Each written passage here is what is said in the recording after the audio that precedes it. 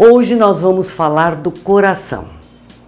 Sempre que você vai ao médico cardiologista, item número 1, ele vai fazer uma anamnese com você, vai medir a sua pressão e dependendo do resultado que ele vai auscultar aqui no seu coração, as suas batidas, ele vai dizer se você tem algum problema fisiológico ou não do coração. Mas o coração é um dos órgãos das emoções. É o órgão que faz com que a gente viaje muitas vezes para bem longe e muitas vezes a gente chora internamente.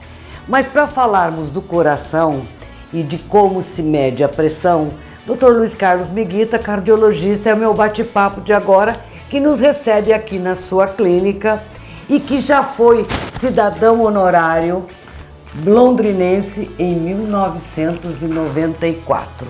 Realmente um título bem merecido. Dr. Miguita, isso aqui mede a pressão. Quando você mede a pressão do paciente, o meu você sempre fala que está sempre super normal. Quando a pressão está alta, o que acontece com o coração? Nem sempre a pressão dá sintomas. 60% dos pacientes hipertensos não tem sintoma nenhum. Não? O fato de não ter sintoma não significa que a hipertensão não está provocando no seu portador uma alteração no coração, no rim, no cérebro, nos olhos, ou seja, nos órgãos-alvos. E muitas vezes o coração dá um susto, né? Quando você é comprometido por um infarto do coração, uma angina, o cérebro, um AVC. E por trás disso, a hipertensão foi uma das causadoras. É silenciosa. Por muito tempo, a hipertensão é uma doença silenciosa. É uma doença que dá tempo do paciente ir ao médico, fazer os seus exames e iniciar o tratamento. Por quê? Porque as pessoas devem ir ao seu cardiologista pelo menos uma vez por ano. Assim, ele consegue detectar doenças silenciosas e, ao mesmo tempo, se você não tiver nada, você vai fazer os exames necessários para manter esse coração saudável. Uma dieta, atividade física, o controle do peso, a verificação do colesterol, do diabetes, entendeu? E aquele exercício gostoso que você faz 3, 4 vezes por semana. Doutor Miguita, e quando o paciente já chega aqui no seu consultório e já chega com uma crise cardíaca? Essa crise cardíaca seria o quê? Um infarto? Ou uma angina? Ou uma angina? Bom, a angina é uma doença que o diagnóstico é feito pelas características do sintoma. Angina significa dor, a dor cardíaca. E é uma dor que pega o peito todo. Você não tem um ponto de localização. É uma dor angustiante, uma dor forte. O paciente geralmente está com uma face de sofrimento, transpirando bastante, enjoado, muitas vezes com a pressão baixa, e aí você não tem tempo, você tem que ir imediatamente aos exames invasivos, no caso, o cateterismo. Então, no infarto do miocárdio ou naquela angina que você está quase indo para esse tipo de infarto, não tem outra alternativa. Agora, quando a pessoa tem uma dor com essas características, uma dor localizada, que vem com determinado exercício, ou seja, você fala, ele está com uma angina estável. Aí dá tempo de fazer o teste da esteira, fazer a cintilografia, fazer o eco, entendeu? Mas muitas vezes mascara como se fosse um problema estomacal, gástrico. A principal que nós falamos doenças que podem imitar uma doença cardíaca. Seria as doenças digestivas, gases, gastrite e principalmente a hérnia de hiato, o refluxo. Pessoas que têm o refluxo gástrico e o problema predominantemente digestivo pode imitar uma doença cardíaca. Bom, aí você tem os exames, né, cardíacos para você fazer a diferenciação. Tá. E quais seriam os exames principais ou que vai te dar parâmetros daquele paciente que vem normalmente fazer a consulta, porque a gente deve visitar o cardiologista pelo menos uma vez ao ano. Quais seriam esses exames? Bom, você precisa ter uma boa anamnese, ter uma característica do exame físico, o peso, a pressão arterial, né? Você faz o primeiro exame, o eletrocardiograma. O eletrocardiograma é um exame inicial. Ele tem um índice de confiabilidade muito pequeno para determinadas doenças, principalmente essas doenças que comprometem do tipo da angina ou do infarto. Então, 50% dos portadores, muitas vezes de doenças silenciosas, têm eletrocardiograma normal. E foi daí que você vai fazer a esteira. A esteira completa as deficiências do eletro em repouso. Você faz um exercício e durante esse exercício você faz o eletrocardiograma. Aí sim. Você exige do coração e se seu coração for suficientemente normal, o eletro sai normal. Se o coração tiver uma artéria entupida, o eletrocardiograma começa a mostrar os sinais de sofrimento que na medicina nós chamamos de isquemia. Daí então já é um sinal de alerta que tem perigo. A partir dessa isquemia, você deflagra todos aqueles exames que eu já falei. O ecostresse, a cintilografia e até mesmo o cateterismo imediato. Doutor Miguita, eu me lembro que várias vezes, quando meu pai estava comigo aqui, ele começava a sentir cansaço. Ele não conseguia andar um quarteirão que ele já ficava cansado.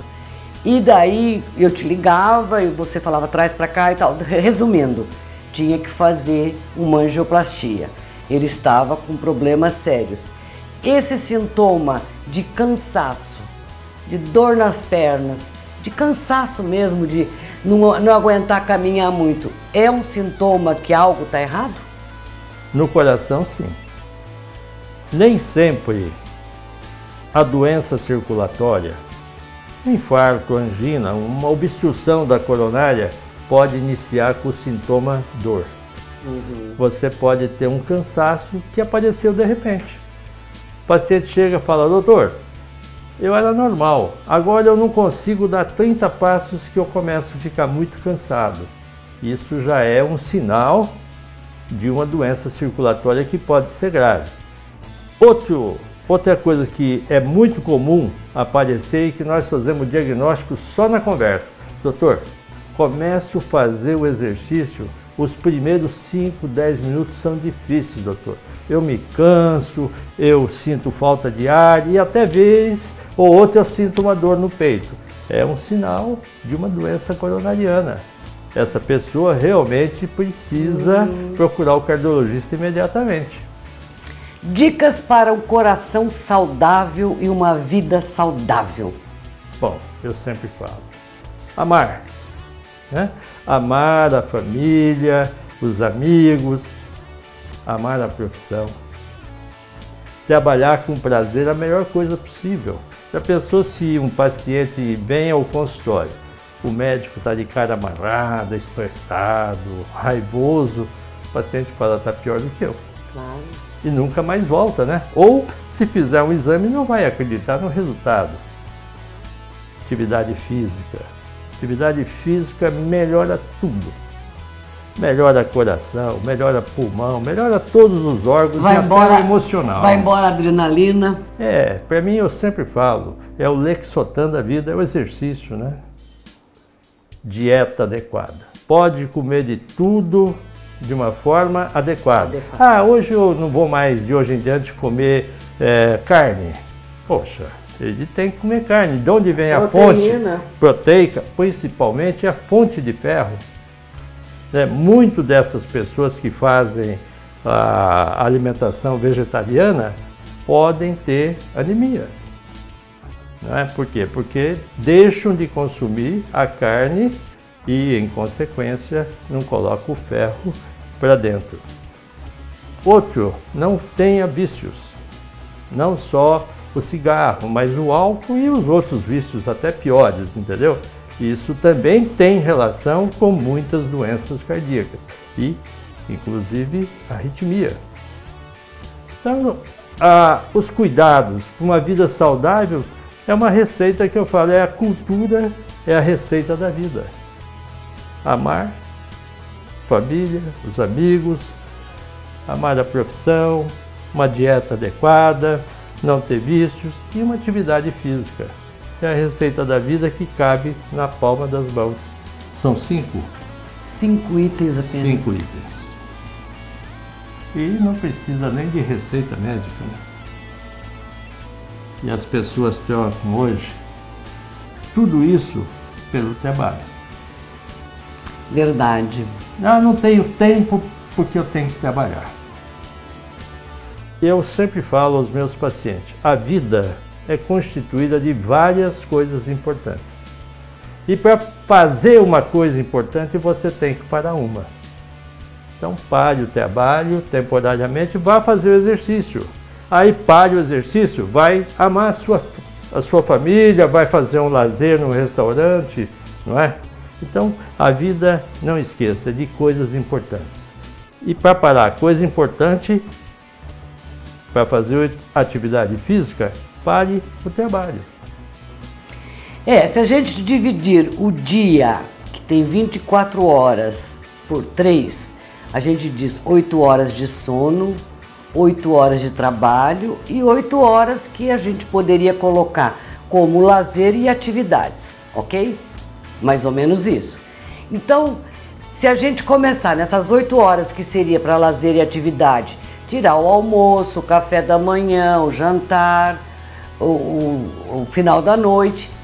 Se você colocar 4 horas aí, ainda sobram 4. Então, Mafalda, o dia dá tempo para tudo. Dá tempo, é só querer. Isso são para determinadas pessoas. Aquelas pessoas que resolvem ter uma vida saudável porque tem tempo para tudo. Porque quem não tem tempo para nada é vagabundo. Não está preocupado com a vida e outra coisa, não tem estresse. Não pode ter estresse. Uma pessoa que é vagabunda, não tem tempo para nada, não tem estresse. Não é isso? Então, vamos ser ativos. Ter uma vida saudável e assistir a Mafalda por mais 30 anos nessa TV maravilhosa. Obrigada.